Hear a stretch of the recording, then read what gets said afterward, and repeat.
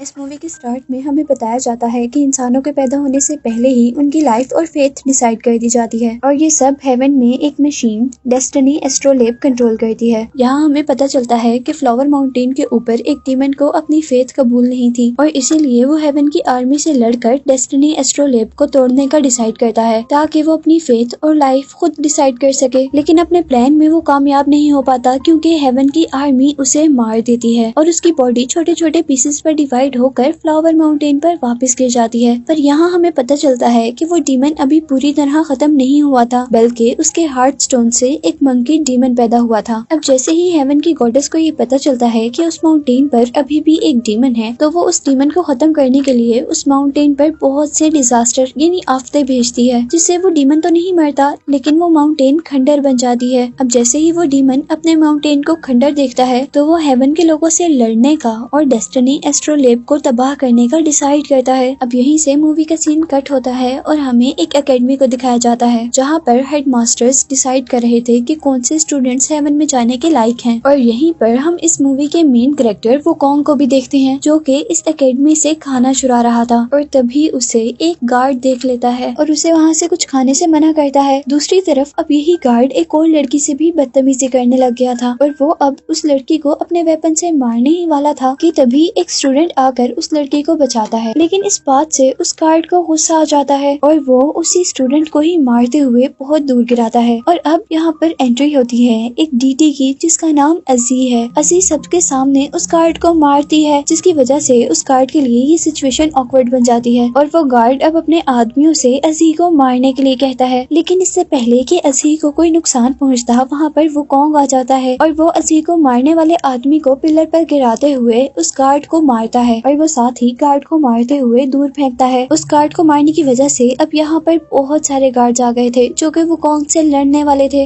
अब वुकोंग उनसे लड़ने के लिए अपने कान में से लावा निकालता है जो कि एक वेपन में चेंज हो जाता है और साथ ही वो अपने वेपन को घुमाता है जिसमें से बहुत सी फायर निकलती है और वहाँ मौजूद सारे के सारे सोल्जर्स एक ही हिट में ऊपर उड़ते हुए दूर गिरते हैं। वुकोंग यहाँ सारे सोल्जर्स को जमीन पर गिरा हुआ देखकर काफी खुश हो रहा था। अब जैसे ही इस सारे वाकये का गॉडेस को पता चलता है तो वो अपने एक खास आदमी टियान को यहाँ सिचुएशन कंट्रोल करने के लिए भेजती है। वुकोंग जो कि रिलैक्स फील कर रहा था उसे भी अपने करीब खतरे का अंदाजा होता है और तभी यहाँ पर टियान आकर वुकोंग पर बहुत से डैगर्स और ब्लेड से अटैक कर देता है। वो ब्लेड्स उसके इर्द गिर्द एक तूफान क्रिएट कर देती हैं जिससे उसे लड़ना मुश्किल हो रहा था और अब वो अपना वेपन जोर से जमीन पर मारता है जिसके रिजल्ट में उसका वेपन बहुत ज्यादा बड़ा हो गया था। वो जल्दी से अपने वेपन पर किक करता है जिसके अंदर से बहुत से फ्लेम्स निकलते हैं और वो सारी ब्लेड्स अब टियान की तरफ मुड़ जाती हैं और अब वुकोंग अपने बड़े से वेपन पर दोबारा टियान पर अटैक कर रहा था और यहाँ पर अब एजी भी थी। वुकोंग एजी को नहीं मारना चाहता था लेकिन वो अपने वेपन को कंट्रोल भी नहीं कर पा रहा था और अब एजी अपनी एक फिंगर के साथ उस वेपन को रोक देती है। लेकिन यहाँ पर हमें पता चलता है कि असल में वो वेपन एजी के फ्रेंड अर्लिंग ने रोका था और अब यहाँ पर अर्लिंग और वुकोंग के दरमियान में लड़ाई होती है और अर्लिंग एक ही पंच में उसका वेपन तोड़ देता है जिसकी वजह से वुकोंग दूर जाकर गिरता है और इस तरह वुकोंग हार जाता है और हेवन सोल्जर्स उसे पकड़कर कैद कर लेते हैं।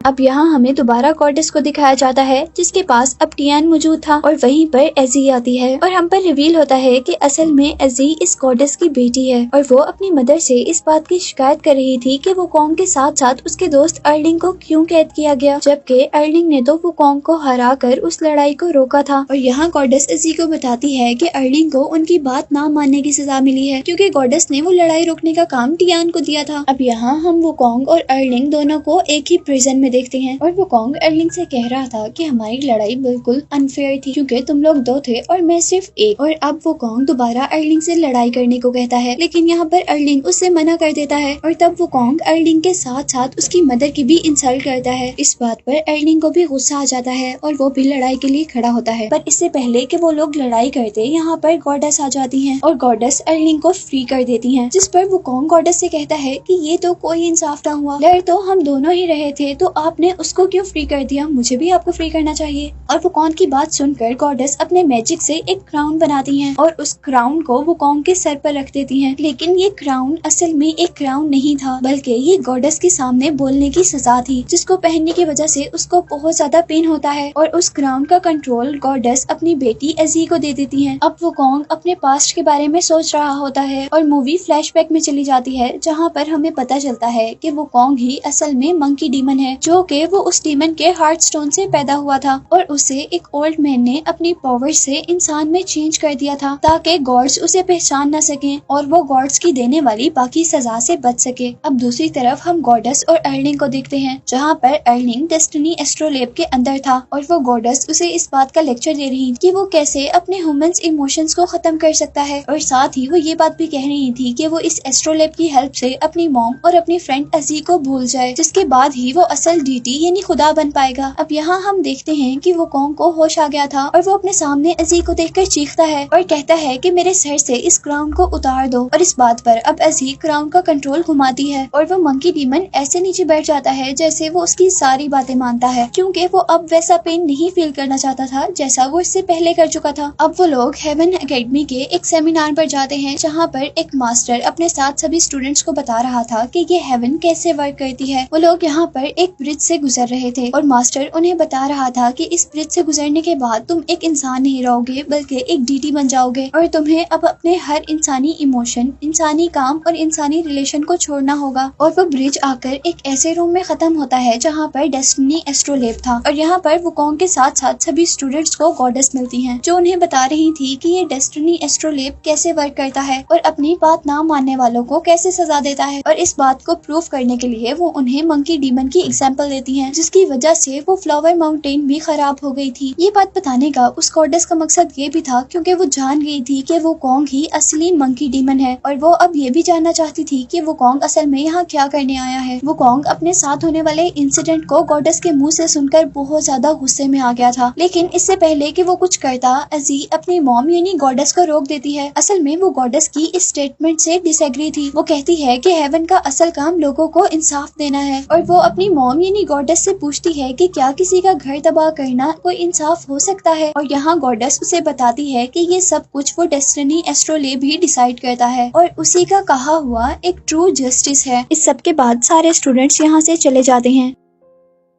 और क्योंकि यहाँ गॉडेस भी जान गई थी कि वुकोंग अब दोबारा हेवन के अंदर है, तो वो अब अपने खास आदमी टियान को बुलाकर उसकी सच्चाई बताती है। गॉडेस टियान को बताती है कि असल में वुकोंग ही मंकी डीमन है, जो कि उस डीमन के हार्ट स्टोन से पैदा हुआ था जिस डीमन ने इस हेवन पर हमला किया था। वो टियान से कह रही थी कि वुकोंग के यहाँ होने से डेस्टिनी एस्ट्रोलेब और हेवन दोनों को ही खतरा है और तुम हेवन को इस खतरे से निकालने के लिए जाओ, उसे मार दो और उसका दिल निकाल लाओ। यहाँ वुकोंग अब अपने गुस्से में किसी तरह उस डेस्टिनी ब्रिज की भी उठा लेता है, जिस ब्रिज को पार करके वो डेस्टिनी एस्ट्रोलेब तक पहुंच सकता था। लेकिन डेस्टिनी एस्ट्रोलेब तक पहुंचने से पहले ही उसे अर्लिंग रोक लेता है। अर्लिंग वही लड़का है जो अजी का फ्रेंड है और अब यहाँ पर उन दोनों के दरमियान में फाइट शुरू हो जाती है और अर्लिंग अपना वेपन यूज करते हुए वुकोंग के फायर वेपन को फ्रीज कर देता है। वो लोग यहाँ बुरी तरह लड़ रहे थे और इसके नतीजे में ब्रिज के पिलर्स भी टूट गए थे, जिसकी वजह से वहाँ तूफान क्रिएट हो गया था। और उसी टाइम अब एंट्री होती है टियान की। अर्लिंग और टियान दोनों मिलकर वुकोंग से लड़ रहे थे। यही जब अजी ब्रिज के गार्ड के पास पहुंचती है तो गार्ड को बेहोश देखकर अजी को भी अंदाजा हो जाता है कि यहाँ पर कुछ ना कुछ तो गड़बड़ है। अब अर्लिंग और टियान मिलकर वुकोंग को हराने ही वाले थे, तो तभी वहाँ पर अजी उस गार्ड के साथ आ जाती है। अजी के रोकने पर अर्लिंग और टियान दोनों रुक जाते हैं, पर वुकोंग अपनी पावर्स को यूज करते हुए अपना वेपन जैसे ही ब्रिज पर मारता है तो वो वेपन खतरनाक हद तक बड़ा होते हुए ब्रिज को तोड़ देता है और ब्रिज टूटने की वजह से वो सब अब फ्लावर माउंटेन पर जाकर गिरते हैं, जहाँ पर वो डीमन रहा करता था। यहाँ आने पर भी वो तीनों एक दूसरे से लड़ रहे थे, लेकिन इस वक्त उनको चोट लगना शुरू हो जाती है और अब उनको पता चलता है कि हम जमीन पर आ गए हैं और हमारी सुपर पावर्स खत्म हो गई हैं। और तभी इस वक्त गांव पर क्लाउड डीमन अटैक कर देता है, जो कि अपनी पावर्स बढ़ाने के लिए सब गांव वालों को अपने अंदर ले रहा था। सभी गांव वाले डर कर उससे छुप रहे थे और अंदर अपने घरों की तरफ जा रहे थे। और इसी दौरान टियान की नजर एक बच्चे पे पड़ती है जो कि बाहर ही रह गया था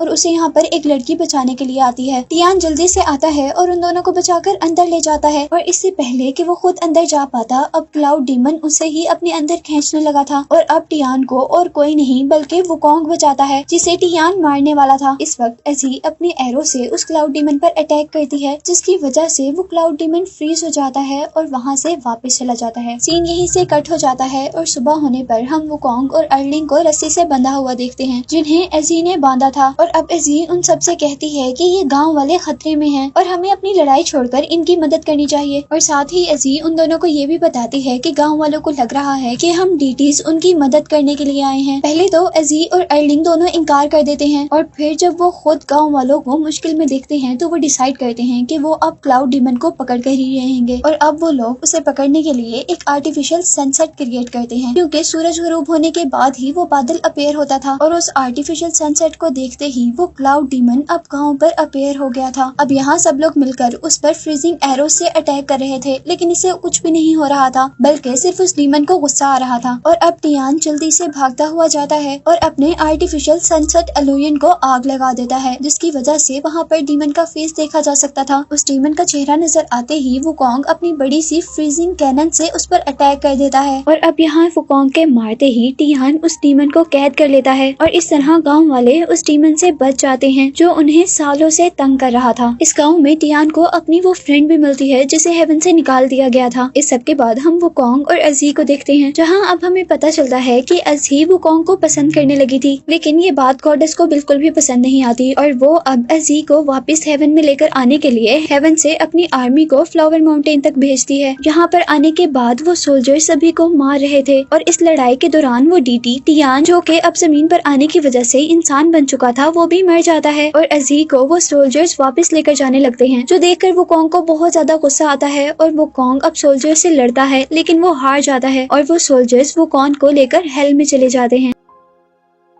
और यहाँ हेल में उसके साथ बहुत बुरा सलूक किया जा रहा था। वुकोंग को उन्होंने चेन्स में बांधा हुआ था और उसकी पूरी बॉडी भी जला दी थी, लेकिन वो अभी भी अपनी फ्रेंड एजी का वेट कर रहा था। और यहाँ एजी आकर वुकोंग को बताती है कि तुम हार गए हो और तुम्हारी माउंटेन दोबारा तबाह हो गई है, जिसे सुनकर वो सच में हार जाता है और वहीं पर मर जाता है। यहाँ दूसरी तरफ अर्लिंग भी अभी कैद में ही था और वुकोंग भी एजी की बातें सुनने की वजह से मर गया था। एजी उसके मरने पर बहुत ज्यादा दुखी थी और एजी अब वुकोंग के स्कार्फ को और उसकी मट को उठाकर दोबारा फ्लावर माउंटेन तक फेंक देती है, जहाँ जाने पर मूवी के स्टार्ट में दिखाया जाने वाला ओल्ड मैन दोबारा उस मंकी डीमन के स्कार्फ को पकड़ता है और मंकी डीमन को जिंदा कर देता है। वो यहाँ कहता है कि तुम नहीं हार सकते, तुम कैसे हार गए हो, और मंकी डीमन को यानी वुकोंग को दोबारा लड़ने के लिए कहता है। लेकिन यहाँ अर्थ पर आने की वजह से वुकोंग की एक मर्तबा सारी पावर्स खत्म हो गई थी, लेकिन फिर भी वो हार नहीं मानता और फ्लावर माउंटेन पर पड़े अपने बड़े से वेपन को पकड़ता है और बहुत कोशिश के बाद वो अपनी सारी पावर्स वापस हासिल कर लेता है। वो अपने बड़े से वेपन को जमीन पर मारता है, जिससे एक आग का तूफान क्रिएट होता है जो उसको हेवन तक ले जाता है। हेवन तक आने पर वो दावा करता है कि अब मेरी पावर्स और हेवन की पावर्स इक्वल हैं, और साथ ही वो अपने वेपन से फायर निकालते हुए वहाँ पर गार्ड्स को बहुत दूर फेंकता है और अब आगे बढ़ता है सेलेस्टियल गार्ड से लड़ने के लिए, जिसके बाद वो डेस्टिनी एस्ट्रोलॉब को खत्म कर सकता था। अब यहाँ हम देखते हैं कि टियान भी जिंदा होकर वुकोंग के पास आता है और वो वुकोंग का साथ देने के लिए सेलेस्टियल आर्मी से लड़ने लग जाता है, जबकि एजी अंदर डेस्टिनी एस्ट्रोलॉब पर अटैक कर देती है। लेकिन इससे पहले कि वो उसे डिस्ट्रॉय कर पाती, वहाँ पर गॉडेस उसे रोकती है और अब एजी अपनी मॉम के अटैक की वजह से दूर गिरने वाली थी, लेकिन तभी वुकोंग वहाँ पर आकर एजी को कैच कर लेता है और यहाँ पर टियान अब उस गॉडेस से लड़ने लगा था। टियान अपने बहुत से मेटल से उस गॉडेस पर अटैक करता है, लेकिन गॉडेस अपने सामने मेटल शील्ड बनाते हुए उन सारी ब्लेड्स को डिस्ट्रॉय कर देती है और अब वो गुस्से में टियान पर ऐसा अटैक करती है कि टियान वहाँ दूर जाकर गिरता है और डेस्ट में चेंज हो जाता है, यानी वो खत्म हो गया था। अब यहाँ वुकोंग के हाथ में हम एजी को देखते हैं जिसकी सोल इंजर हो गई थी और यहाँ पर एजी वुकोंग से कहती है तुम उदास मत होना, बल्कि अपने लिए लड़ो, और ये कहते साथ ही वो मर जाती है। और अब यहाँ पर एंट्री होती है अर्लिंग की, जिसे गॉडेस ने डेस्टिनी एस्ट्रोलेब के जरिए फीलिंगलेस बना दिया था और वो अब गॉडेस की तरफ से वुकोंग से लड़ता है। वो वुकोंग को मारने ही वाला होता है कि तभी उसकी फ्रेंड एजी उसके सामने आती है। एजी सच में उसके सामने नहीं थी, बल्कि अजी ने अपना इल्यूजन उसके सामने क्रिएट किया था और वो अर्लिंग से रिक्वेस्ट करती है कि वो वुकोंग को ना मारे क्योंकि वो वुकोंग को पसंद करती थी। और ये बात सुनकर अब अर्लिंग के अंदर दोबारा फीलिंग्स जाग जाती हैं और अब जब यहाँ पर गॉडेस आती है तो वो फील करती है कि यहाँ कुछ गलत हो रहा है और उसे जैसे ही पता चलता है कि अर्लिंग्स के पास फीलिंग वापस आ गई हैं, तो अब वो वुकोंग और अर्लिंग दोनों को मारने के लिए एक बहुत बड़ा तूफान क्रिएट करती है। लेकिन ये तूफान उनको हरा नहीं पाता और वुकोंग उस तूफान के अंदर से ही मुख्तलिफ चीजों के ऊपर चढ़ते चढ़ते उस गॉडेस के पास पहुंचता है और यहाँ उसे अपने अटैक से खत्म कर देता है और साथ ही वो अपना मकसद भी पूरा कर लेता है, यानी वो डेस्टिनी एस्ट्रोलेब को भी खत्म कर देता है। यहाँ अब वो मंकी डीमन अपने मकसद में कामयाब हो गया था और अब अर्लिंग इस हेवन का न्यू डीटी था और वो अब मंकी डीमन से कहता है कि इस बार तो तुम्हें अजी ने बचा लिया, लेकिन अगली बार अगर तुम हेवन में आए तो तुम्हें कोई नहीं बचा पाएगा। और अब वो दोनों अपने अपने रास्तों की तरफ चले जाते हैं, यानी अर्लिंग जो कि अब न्यू डीटी था वो हेवन की तरफ चला जाता है और मंकी किंग अब अपना मकसद पूरा होने के बाद अपनी फेथ को एक्सेप्ट कर लेता है और अपने फ्लावर माउंटेन की तरफ चला जाता है और यही दिखाते हुए ये मूवी एंड हो जाती है।